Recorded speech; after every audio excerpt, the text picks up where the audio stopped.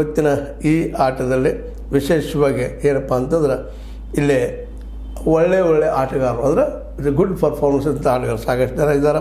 ಒಂದನೇದಾಗೆ ಈ ಒಂದು ನಮ್ಮ ಬೆಂಗಳೂರು ಈ ಟೀಮ್ನಲ್ಲೇ ವಿಶೇಷವಾಗಿ ಬ್ಯಾಟಿಂಗ್ ಮತ್ತು ಬಾಲಿಂಗ್ದಲ್ಲೇ ಆನ್ ಆರ್ average Virat Kohli, Phil Salt, ಅದೇ ಕಾಲಕ್ಕೆ ನಮ್ಮ Rajat Patidar, finisher Jitendra Sharma, allrounder Krunal Pandey, Tim David, Romario Shepherd ಇವರೆಲ್ಲರೂ ಗೆಲುವಿನಲ್ಲಿ ತಮ್ಮದೇ ಪಾತ್ರವನ್ನು ಮಾಡಿದ್ದಾರೆ.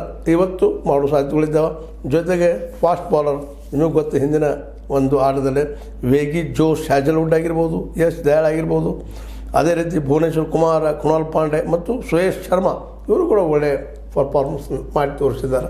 ಇವೆಲ್ಲ ನೆಲೆಯಲ್ಲಿ ಮತ್ತು ಅದೇ ಕಾಲಕ್ಕೆ ಈ ಒಂದು ಶ್ರೇಯಸ್ ಅಯ್ಯರ್ ಈ ಕಿಂಗ್ಸ್ ಟೀಮ್ನಲ್ಲಿ ಜೊತೆಗಾರರು ಉಳಿದವರೆಲ್ಲರೂ ತಮ್ಮ ಎಷ್ಟೆಷ್ಟು ಸಾಧ್ಯನೋ ಅಷ್ಟು ಪ್ರಮಾಣದಲ್ಲಿ ಆಟವನ್ನು ಆಡಿದ್ದರಿಂದಾಗಿ ಸಹಜವಾಗಿನ ಇವತ್ತಿನ ಈ ಆಟ ಎಲ್ಲರೂ ಕುತೂಹಲಾಗಿದೆ. ಯಾರೇ ಗೆಲ್ಲಿ ಇತಿಹಾಸ ಮಾತ್ರ ನಿರ್ಮಾಣ ಆಗೋದು ಸಹಜ, ಸ್ವಾಭಾವಿಕ.